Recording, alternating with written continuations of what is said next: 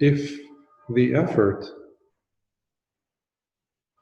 the energy, the dedication, the trust, the love, and gratitude towards ourselves, and the practice, if all of these things are very little,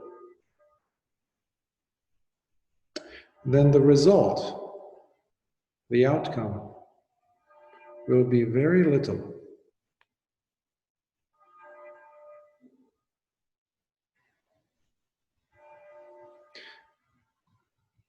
We accept this fact when it is something that we're buying, we're purchasing. If I pay this much money, I'm going to get this much. But for some reason, when it comes to the practice of meditation, or being on this path, we don't think like that. We say, I can put 15 minutes today. I meditated like half hour last week. I meditated a weekend ago on a retreat for 3 hours, so that should be enough. But then life comes with difficulties, challenges. We get hit by so many things, and the mind goes like this, crazy, fluctuating, agitated. And you say, why is this happening? I'm supposed to be a meditator. These things are not supposed to happen to me. Well, why? How much did you put in today? Yesterday, the day before? If what we are putting in this practice is great, is abundant,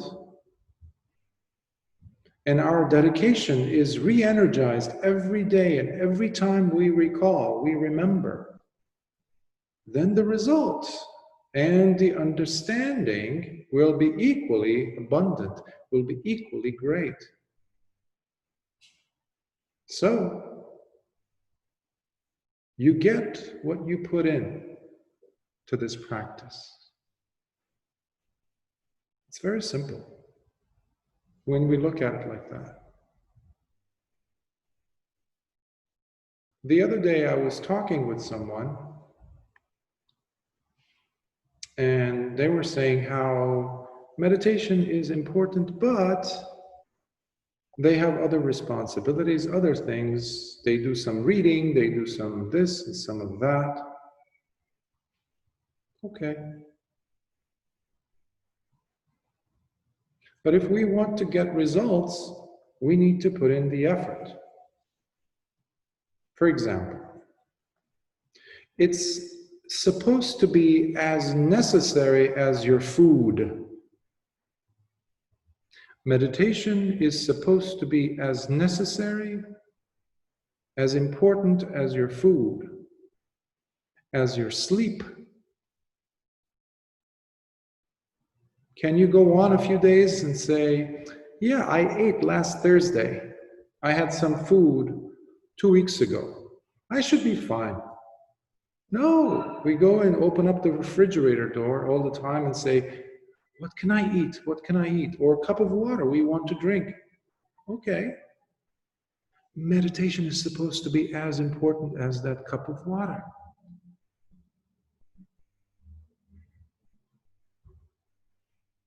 Now, how many of us can actually do that? That is the challenge that the Buddha gave to us.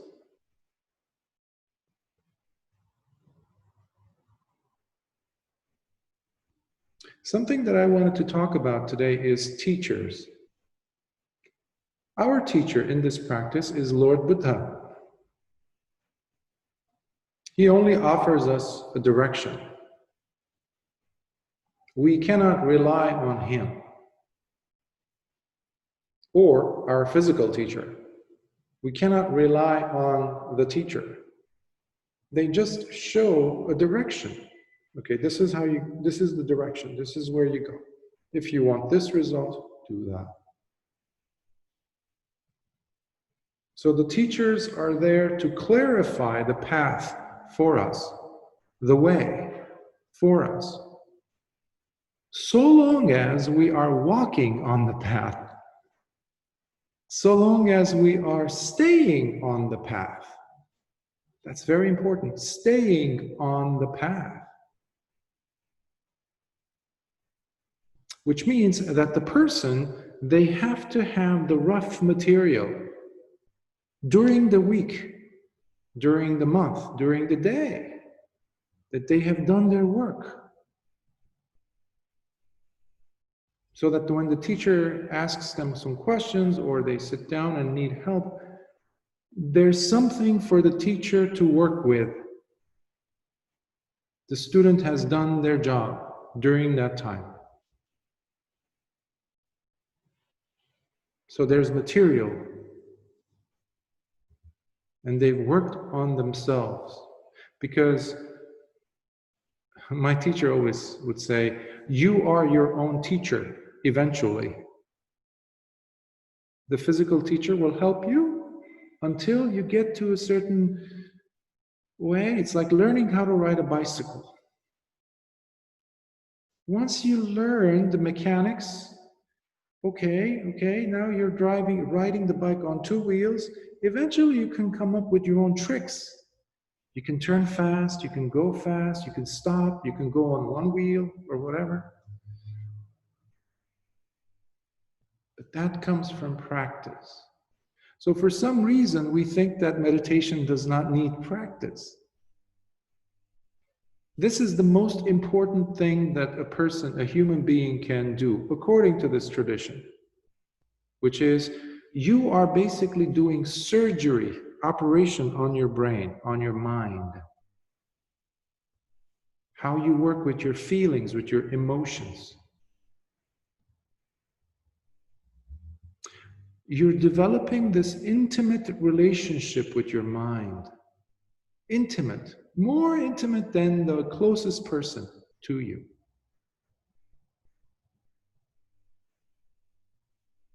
So we go deeper and deeper and deeper every time we sit. But especially when we are no longer sitting, when you are walking on the street, when you're going somewhere, when you're buying something in the market. You're always interested what the mind is doing in response to the situation around you. You see something, you want it, but someone else comes before you and grabs it. Instead of fighting with the situation outside of you, you're looking curiously, what is my mind doing about this? What's the imagery? What are the images in my mind? So the teacher is giving you tools to be able to see this as it happens when the teacher is no longer with you, which happens to be most of the time. But sometimes it's normal. Like I know in psychotherapy, when I would see patients, there are some patients who want to come 3-4 times a week. That's not good. That means that I, as a psychotherapist, am a failure. One time I was visiting Sigmund Freud's place in Vienna, and I saw on his chair, it said there was a plaque on the wall that said that Sigmund Freud would see his patients 6 times a week. 6. Wow. So you're basically holding their hand all the time, babying the patient. So the teacher is not there to baby anybody. Psychotherapist is not there to baby anyone. And we have a term, we have a phrase in therapy, therapists would use a lot, and that is this. If you are working as hard, or actually harder than your patient or your client, it's wrong. You're never supposed to work harder than the patient.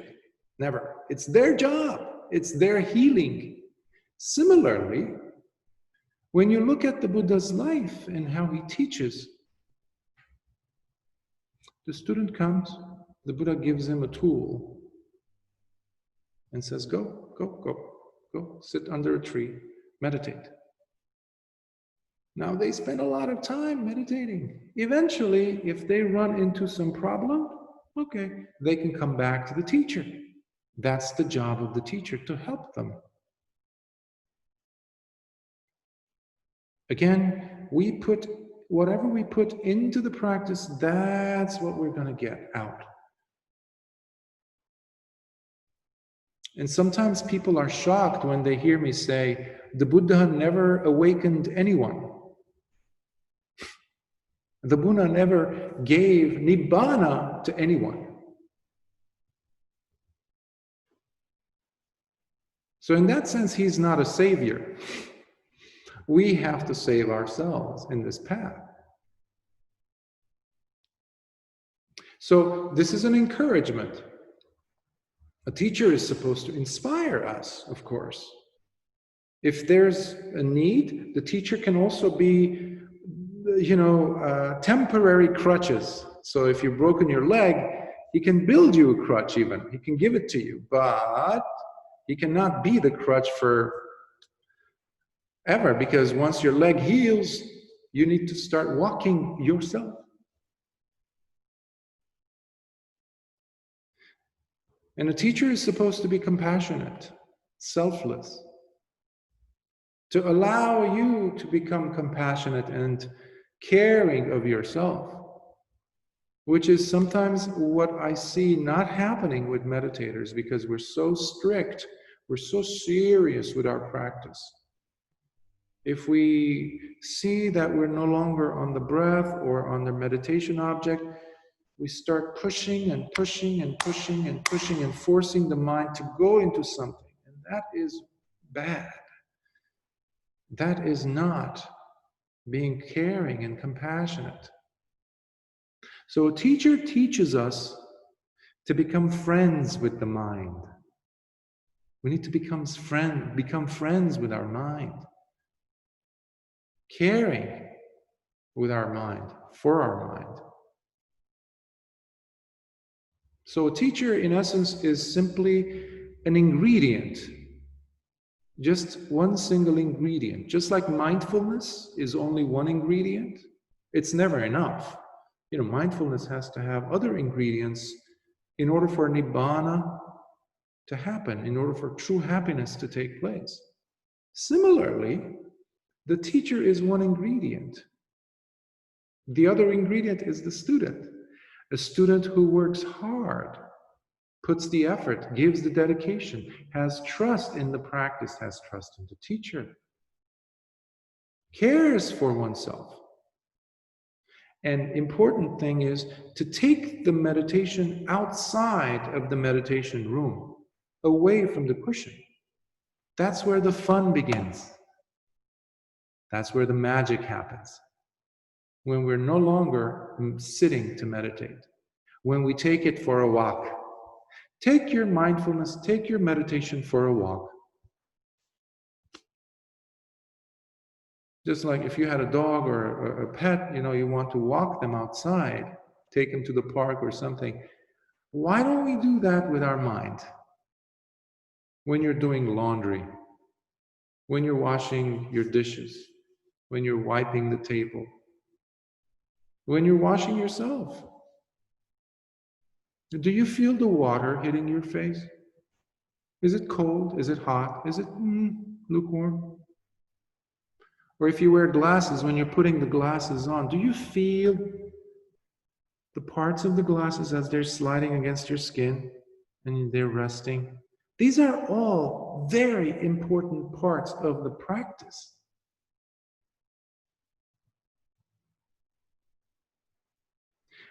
I've mentioned this example from the Zen tradition many times, and I love it because it's so simple. There was a Zen teacher, old monk, who was apparently known for being awakened. Okay. So one day, one of the students goes and asks, "Teacher, what was it like when you were not awakened? What did you do?" And he says, "Well, I used to go take the bucket, leave my small hut in the forest, go down into the river, fill it up with water, come back up, and wash myself, make food, whatever." Okay. And what happened after you were awakened? He says, "I take the bucket, I leave my hut, I go down the river, I fill it up with water, I come back up, and I wash my hands and make food." The student goes, "But it's the same thing." He says, not necessarily. So even the tiniest little things that we do become part of the practice. I remember my teacher one time, he mentioned Dhamma. Dhamma was known to be an anagami. Anagami is a third stage awakened person, is a non-returner basically. In this practice, we have 4 levels of awakened people, beings. The first one is a sotapanna, which is a stream enterer, who has seen Nibbana, experienced it, and they have unshakable confidence and trust in the Buddha, in the Dhamma, in the Sangha. There's no way you can shake them. Second is Sakadagami, a once returner. And then the third one is the Anagami, a non-returner. They never return back to being born on a human realm. And then there's the Arhat. So anyhow, she, Dipama, was one day hanging her laundry outside. So she was hanging these white cloth and whatever, her clothing on the clothesline. And my teacher was looking at her. And he describes it in a way where it's like, she was so present. Every time she was putting something on the cloth, how she was hanging it, she was so present. It was beautiful, he says. Just observing something so simple. That means that there were no gaps, no moments where there was no mindfulness. It was always there. It's like a parent, a mother or a father or a caretaker looking at a child, making sure they're safe. Especially when there's, I don't know, an animal or something that's you have to be very careful about. So you're always sure, you're paying attention. What are they doing? That curious approach is necessary for our practice to grow. And that's what I mean by having the added element of dedication, of effort. Now, I'm not suggesting every day you have to nonstop be meditating this and that. No, let's start with a proper regimen, routine. If you fall off, fine. Make sure that you make up for it. Because this practice requires consistent effort. You know, when you're boiling water, the water has to be, in order for it to boil, if it's Celsius, it needs to be 100 degrees. Now, if you reach about 97 and then you lower the fire, the flame, it's not going to boil because now it's going to drop to 94, 87, 81. And then you can increase it again, and then it slowly goes up. But in order for it to keep boiling, it needs to be kept at a steady, consistent level. So we need to support our practice. That's where a teacher comes. That's where your practice and your studying. reading suttas, but most importantly, keeping mindfulness with you wherever you go. To the bathroom, the Buddha says it actually. Whether urinating or going and doing number 2, your mindfulness is there in the bathroom. He says it. Whether you're eating, cleaning your nose, sitting, getting up, when you're stretching your leg. When we keep doing this slowly, even those moments when we're in the middle of the night, when we're sleeping, for example, and we have those gaps where you come back to wakefulness, you're awake momentarily. The mindfulness is there. It never left.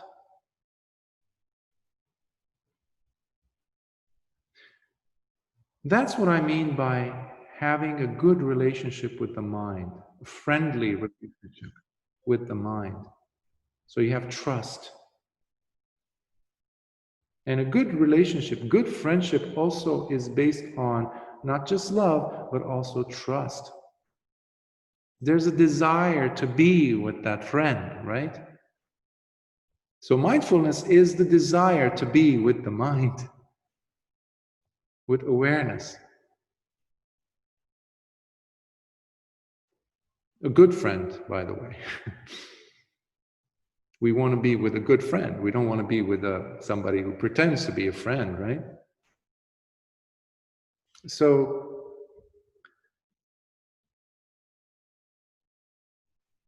that's what I would like to share with you. And oh, by the way, a teacher is not a guru when we talk about this practice. There is no guru in the Buddhist practice, the original teachings of the Buddha. There's no room for gurus. So there isn't a worship of a guru. There is no idolizing of a teacher.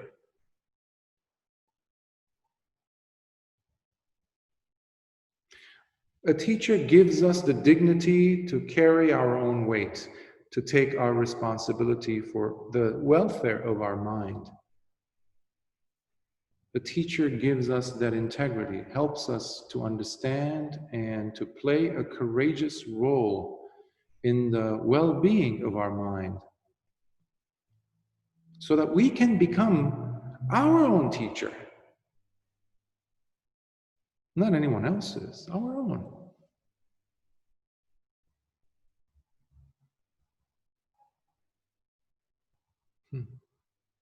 This is demonstrated so many times in the lives of the disciples of the Buddha.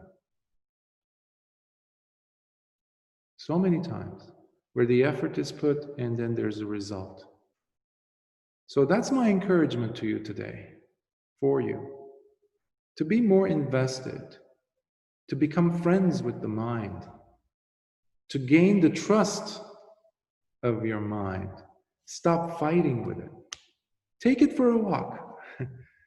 Take it for a walk. And to start, I always love to give practical tools where you can immediately go ahead and practice it, instead of having to figure out what did I mean. For example, a way that I would do this would be something like, instead of, if you have a habit of always going outside, let's say going to a park, I use that example. Instead of going with another human being, just go by yourself. Just for a walk. Most of us cannot tolerate ourselves. We don't know how to be with ourselves alone. We always want to have someone next to us. Maybe the phone, maybe a music. Just for a while, let's say 5 minutes a day. So you start to listen to the mind for a change. You start to hear the mind. You start listening to the conversation that's going on in the mind. And it's surprising, sometimes it's shocking. Ooh. So slowly, you become able to tolerate and have patience for the mind, which is required again for a good friendship, right? A good friend is also who's very tolerant, very patient with us. That's where love comes. So as you do this more and more, you start to enjoy your own company. What a wonderful thing.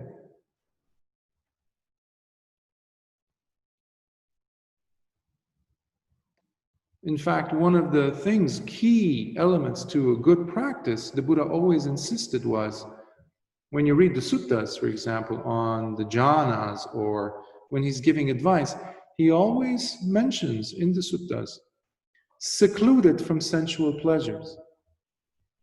Secluded. So you are momentarily being alone. Momentarily shutting out the world.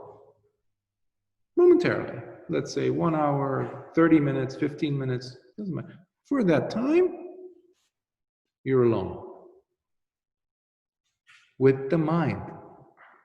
With the mind. That seclusion is very important. And that is a very challenging thing for today's human being, because we're always distracted. We're always talking.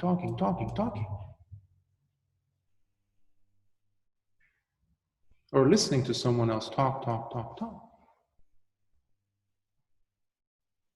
So it requires softness, it requires some silence, it requires some seclusion, so that we can actually taste the fruits of the practice, of the technique.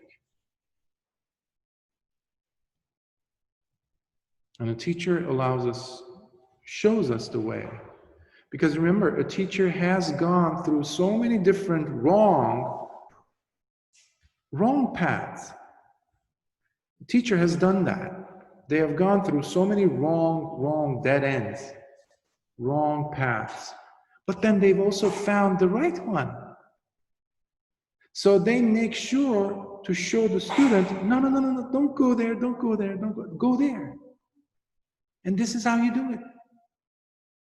So that if the teacher has spent 30 years, 40 years, 20 years trying different things and they never worked, but then they found one, guess what? They're not going to sit there and watch the student waste 30 years or 20 years or 40 years. The teacher will say, no, here's the shortcut. Do this, do this, do this. And this is why it's so important for the student to have trust, confidence, not just in the teacher, but in applying the technique given by the teacher and seeing the results on their own, because the results have to happen. If they're not happening, there's a problem. Either the technique is not working, either the person is not doing it right, or the teacher is wrong. So many ingredients, right? Which tells us that we have to have responsibility of our sanity, of our tranquility of mind. That's why the Buddha says, Ehi passiko, come, test it, see it. And then you'll know for yourself if it works or not. So again, the responsibility is always in our laps. That's why the teacher is not someone to be worshipped, to be idolized. They're not a guru. There's no guru in the Dhamma. We become our own saviors. And that's what the Buddha said. Before he died, he said, be an island on yourself. An island is what? Is secluded by itself. There's ocean around, water, but it stands there. It's beautiful. There's life there. So be an island on yourself. Take responsibility. Learn from the teacher, of course. But ultimately, the goal is to become your own. If we're putting in the right effort and getting the appropriate results from our work. So I will stop here and open for questions, comments, thoughts. Yes. Okay. I'd like to continue. First of all, thank you for this lesson about island. And I think I am good at that right now. I really love solitude, and so that is not my biggest challenge. But I'd like to continue asking Anthony's question earlier when he said that, his father, at one point he thought was dying, and he didn't know what to do with him because he's not a Buddhist, and at that point, what to do? Well, right now I have a colleague who's a dear friend who might be also in his deathbed, and he is a Catholic. Okay, so I said, when I'm meditating, it's much easier for me to think of that colleague and to do metta with that colleague than to think of that spiritual person, no matter how wonderful that is. And you did say at the beginning that each person, have to do what works. So I just wonder, in this instance, what would you recommend? In other words, of course, I mean, he's in the OR right now, and it's really hard for me to not think about him. So. Well, thank you for sharing that personal situation that you're going through and the emotional weight that it is carried in your heart. So we're with you. And as you were asking the question, the simplest way to answer that is to have a genuine smile. That's the easiest thing. Now, we don't stop there. If the smile is coming from your heart, if it's coming from the bottom of your feet, if your back is involved, if your forehead, every part of you is involved in the smile, it's genuine. Now, I don't know about the details of your friend's situation, if they're conscious or not, but you can still manifest actual, tangible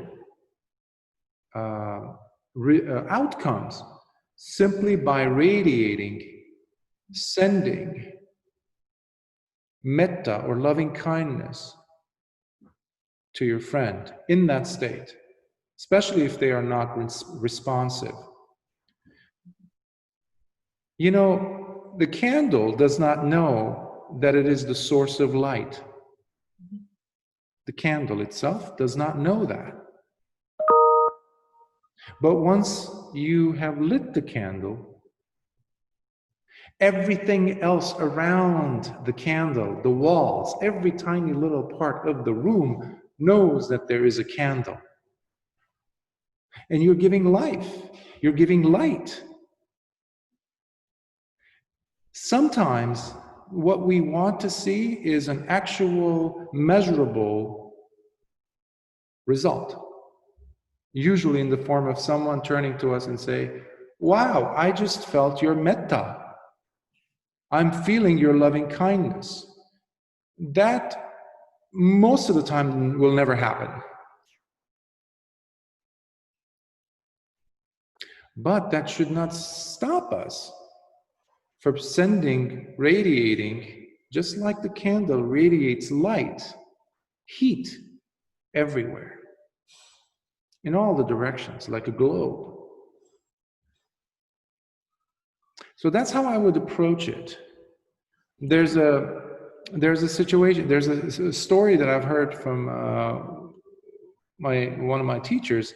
He said he used to go to the various hospitals and in the past, and he would, one day somebody invited him, asked him to go ahead and give metta or pray as a Buddhist monk, to pray on his loving mother who just had portions of her lungs taken out, I believe. So she was on life support, so she had, she couldn't speak, obviously. There's a mask, oxygen mask, that's supporting her breath, her life. And he goes and sits there, meditates, and then radiates metta constantly. Now, the nurses or somebody else walks in and says, look at her face. Even though she was in almost, comatose in a sense, she was non-responsive, she was smiling under the mask. Something happened. She felt that love coming at her, the light of the candle, if you will. So what I'm trying to say is not to become discouraged in your own desire to help and effort in giving, sharing abundantly your love. You can do it even from your room, here. You don't have to be at the hospital. Thank you. That's very helpful. I'm glad. Thoughts, questions, comments about the practice or anything that's ailing you? Yes. Thank you, Bhante, for your teachings. How do you know when you're ready to be your own teacher? Go ahead.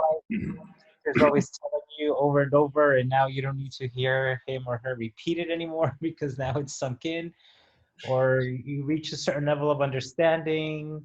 I mean, you just tell yourself you're ready. I mean, how do you know when you're there? Remember I gave the example of a bicycle, riding a bicycle? When you're riding the bicycle, what happens if somebody comes and tries to hold the bicycle behind you and say, hey, this is how you ride a bicycle? You're already riding the bicycle. In fact, if somebody pushes you, you're like, hey, leave me alone. Something is wrong. Unfortunately, the ego, we don't have ego in the Dhamma, but conceit comes in. Conceit, which is, I'm better than you, I'm less than you, or I'm equal to you. These are all different forms of one thing, which is conceit. So there's a lot of comparison. We're always teaching ourselves to some degree. Of course, the actual teacher is very necessary to gauge us, to help us to understand where we are at when we are not with them, with the teacher. But we always have to be careful when we say, when can I be a teacher of my own? Because an actual teacher will never ask that question. Because there's no need. They're riding the bike. They're on it. So, of course, asking series of questions on the part of the teacher to the student, that is what is important. In meditation practice, it's important for the teacher to always ask questions from the student. That's how the teacher would know where the student is, whether they are in fact riding the bicycle on two wheels instead of the other training wheels. Because sometimes we can look forward and not look down and see the other training wheels that are there. We're fooling ourselves to think that, yeah, we're on a bike, but no, you're on four wheels. Okay, so the teacher can know that. But the teacher cannot have good interactions with the student if the student is not putting in the right amount of effort, like I was saying in the beginning. Most of us don't do that. Most of us put a little bit of this, sometimes a little bit of this, and none of that most of the time. We always come up with excuses, and that is where hindrances come in. Nibbana, like sloth or drowsiness, sleepiness. I don't want to meditate today. I meditated yesterday. Okay. I'm not going to eat today. I ate 3 days ago. Can we say that? No, we want to eat every day. Yeah, I breathed 20 times this morning. I shouldn't breathe now. Good luck, you're going to die. So that urgency is what the Buddha talked about. He called it samvega, urgency. Urgency. If you have children, you can't say, well, I fed you yesterday, enough. No, we have to feed them. They're our responsibility. They will die. They will get sick. So if we are that careful, caring and giving to all these loved ones, we need to be equally so to the mind. Remember, becoming friends. So a teacher is one who has already become very, very intimate with the mind. There's nothing that the mind does that the person doesn't know. I guess that would be a little bit more concrete way of answering your question. How do we know when we're a teacher? There isn't that breakup between the mind and the awareness of the mind, whatever it is doing. Even when you're asleep. Even when you're asleep. You're aware of the different dreams, different experiences. This is how I understand it. What it means to be a teacher. Thank you. Any other thoughts, questions, comments? Yes. I suppose actually it's a bit of a follow-on from that last question there. Actually, I've been asked by a friend who I'm helping at the moment, not teaching but like guiding, I suppose. He's a recovering alcoholic, and he's part of the Alcoholics Anonymous thing, and in that they form a relationship with a higher being like God, but like God doesn't have to be a being as such. It can be like just a higher awareness or something. And he has said to me recently that the help I'm giving him is priceless, and that he knows at least 20 other people. Thank you. That he knows about 20 other people who are he's basically saying wasting away, like dying for this information, and he's asking me to basically to help these people. And what's I'm not so like in the past, wherever I've tried to help extra people, it's become almost a hindrance, and especially when he's talking about that quantity of people. And what he's saying was that you could charge for it and do it and that, like, you know, I don't feel like that's not necessarily like the right thing to do either. But where's the balance? Because if I do my full-time job and do that on the outside, am I just going to be causing problems for myself as opposed to like benefiting myself, you know? Yes, I would go with your feeling because there's so many red flags, so many cautionary elements there. Because working with substance abuse, it's a very, very delicate matter. You need specialists. Now, you can encourage a person, but with your advice, with your suggestions, even indicating to them a right resource. Oh, do this, or there's this one. You can go ahead and listen to this, read this, or make suggestions. However, this can easily backfire on you. So it's not a matter of you causing a hindrance to yourself or damage to yourself. That will happen, yes, but what will definitely also happen in time with substance abuse, unless it is monitored properly, supervised properly by experts, specialists who work with substance abuse, is that you will be causing damage to them. I wouldn't even be concerned about 20 people or 10 people, even one person. So you can help, of course, by giving suggestions, this and that, but you have to be very careful. You know, there's clinical elements, there's legal and ethical elements that we need to be concerned about. Because the mindset of a person who has substance abuse, like alcoholism, or even drugs, or heavier drugs, is that they fluctuate. So a moment they're going to be very adamant, very in tears, this and that, and thanking you, you should do this, da da da da da. But the next moment they will turn a 90 degrees or 180, and you're not even going to recognize the person, depending on the level of toxicity that's there in the system. So I'm sorry if I'm getting into too technical or clinical here, but this is very important when you're working with specific populations. For that reason, they need to be supervised by specialists, experts. So he's doing the 12-step program, which is fine. But I always encourage that it works in conjunction together with another expert specialist or another system. They need as many supports as possible, I agree.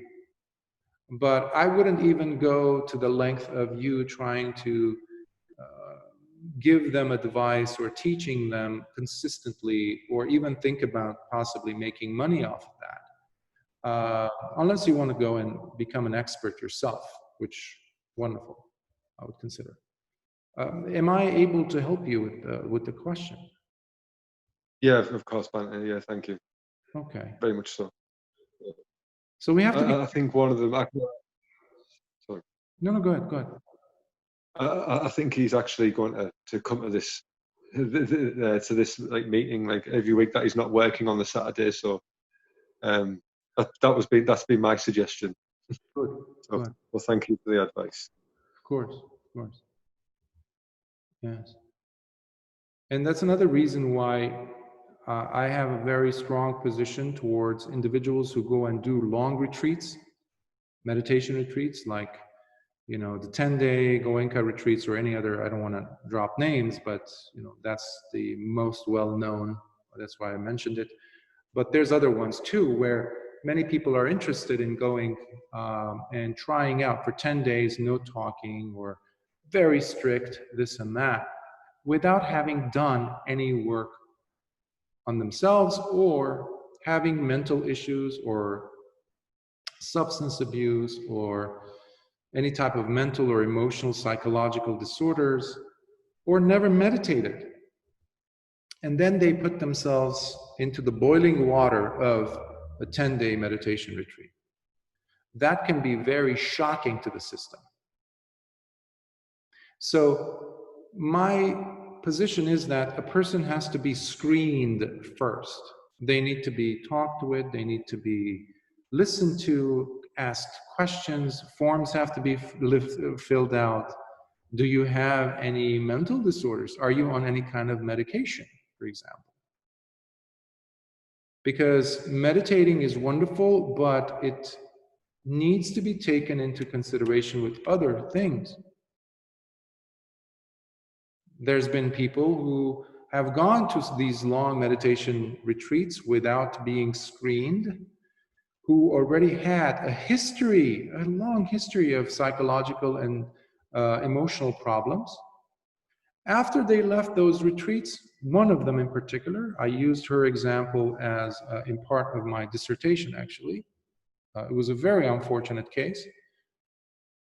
She leaves the retreat, she goes back home, and then she's having this incredible schism, this dissociation, and this anxiety kicks in. She tries to reach out for these organizers of the retreat. No one is there to help her, and she commits suicide. She dies. So we need to be careful with people who have a history of psychological issues, mental disorders, emotional, and substance abuse, because now it's really everywhere in the world. I'm a big fan of meditation, as you know, but there's some responsibility that the teacher needs to have. They need to listen, they need to look, observe.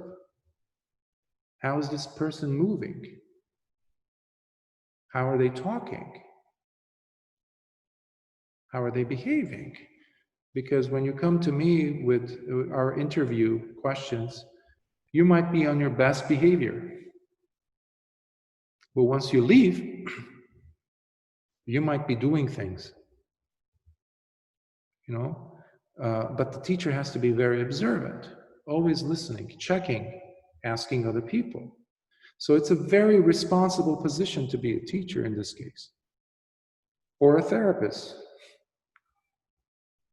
And another thing that we have in therapy is a saying, and not everyone believes in it, but I'm a big proponent of it, is that the assessment never finishes.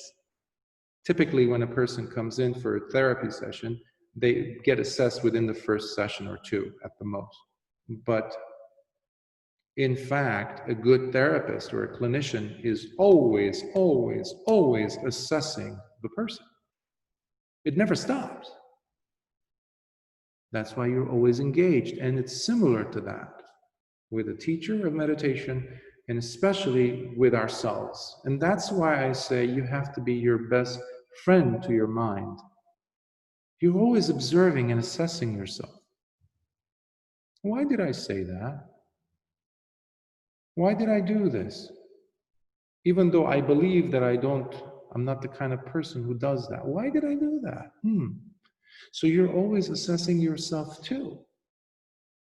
Which, by the way, a person who has substance abuse history normally doesn't do this. So I hope that helps. Any other questions?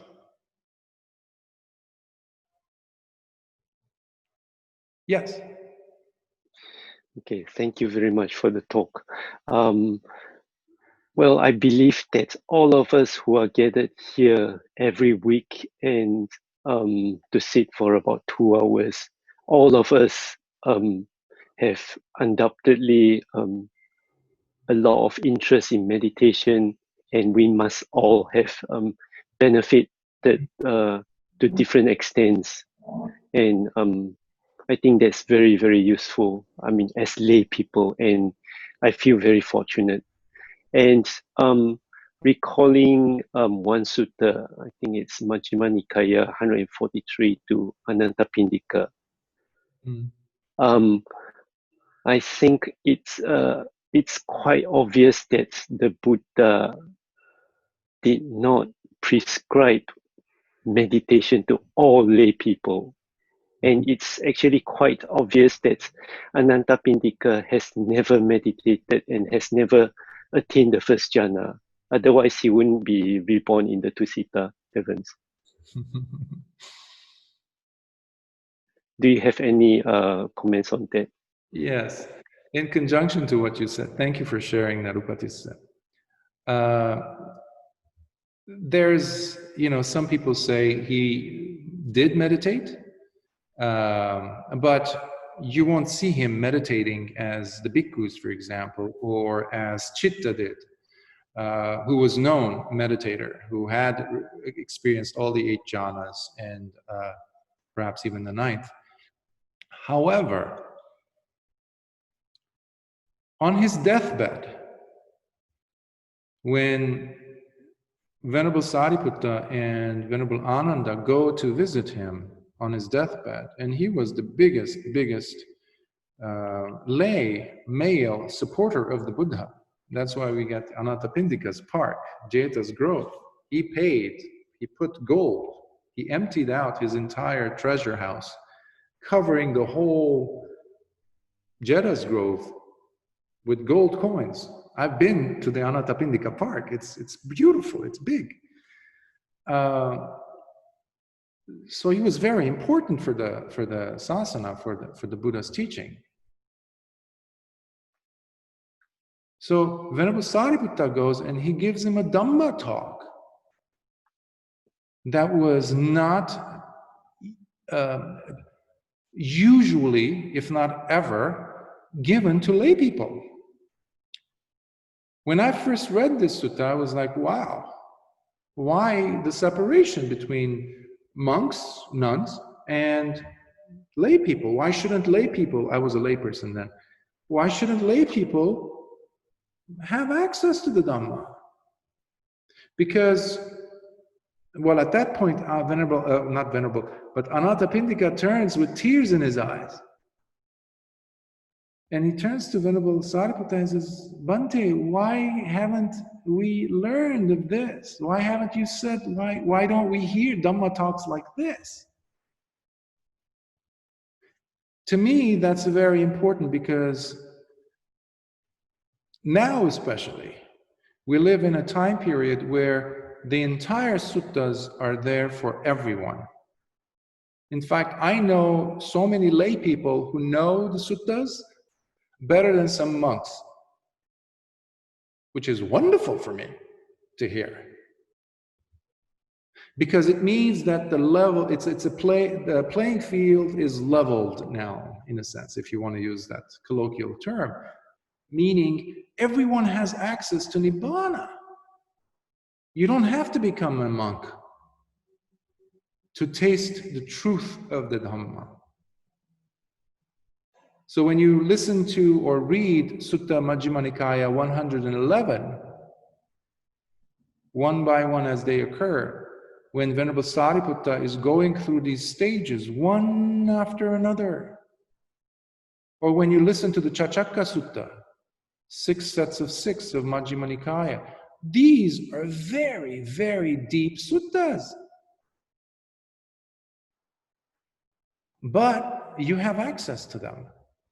So, fortunately, we're living at a time period that is different than the time period of the Buddha. In this aspect, at least, where we have access to the suttas. Because most of these suttas that we read were given, yes, to monks and nuns. But that didn't stop so many lay people from becoming first, second, even third stage. In many cases, also arahants, from just hearing the Dhamma. And that's one of the reasons why I always encourage for everyone to read the suttas, to listen to the suttas. And that's what I try to do, is to record the suttas, to put them online. So you listen, or at least read them. Get copies. There's so many free copies online, different websites. Because one of the ways that you can attain Nibbana is through reading. Another one is through listening. Another one is through remembering what you read or listened to, by repeating it. So, it is wonderful.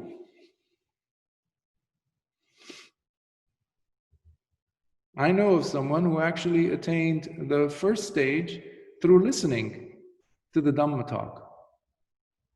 I know the person. It happened.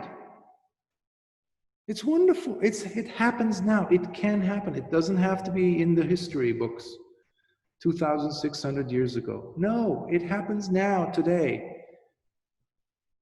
If we approach it through understanding. Through understanding. So I hope that kind of assists in your question, which was more of a comment. I appreciate it.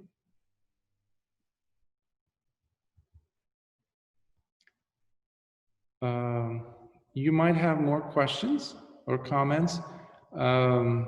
Please feel free to email me if you feel like you need to ask something pertinent with the practice or what you're dealing with and experiencing, which I'll be more than happy to address. Otherwise, we'll just do the sharing of merits and close today's session. Okay? May suffering ones be suffering free, and the fear-struck fearless be. May the grieving shed all grief, and may all beings find relief. May all beings share in these merits that we have thus acquired for the acquisition and achievement of all kinds of happiness. May beings inhabiting space and earth, devas and nagas of mighty power, share in these merits of ours. May they long protect the Buddha's dispensation. Sadhu, sadhu, sadhu.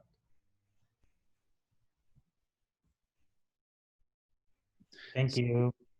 Thank you, Venerable. Thank you, Bhante, so much. Thank you. Thank you. Thank Everyone, you. There you go. everyone, Sadhu, sadhu, sadhu. Bye. take care.